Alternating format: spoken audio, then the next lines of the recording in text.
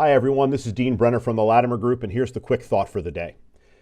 Web meetings and conference calls are no longer a part-time communication platform. They're now a full-time communication platform and will be for a while. And because they're now a full-time platform, we have to really be thinking about how we can raise our game. Are we communicating in the best possible way? Here are 3 ways to help you do that. Number 1, it used to be understood that most people were going to be distracted on conference calls. They were going to multitask.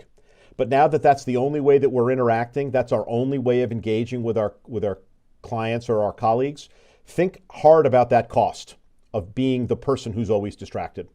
Because that's going to be the only way people know you now, which means that if you become known as the distracted person, that hurts you more than ever. That's point number 1. Point number 2, when it is your turn to lead the conversation, think harder than ever about how you're going to make the conversation valuable for people on the call.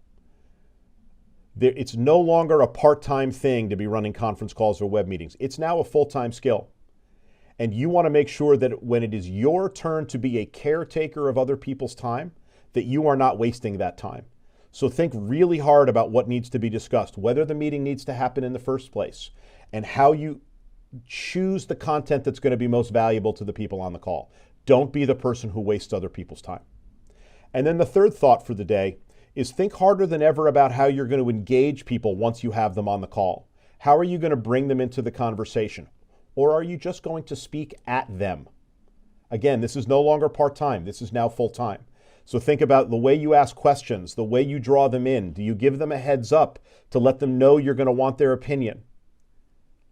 3 ways that we can raise our game today. Number 1, don't be the distracted person. Number 2, think harder than ever about how you're going to make it valuable. And number 3, think harder than ever about how you're going to draw people in.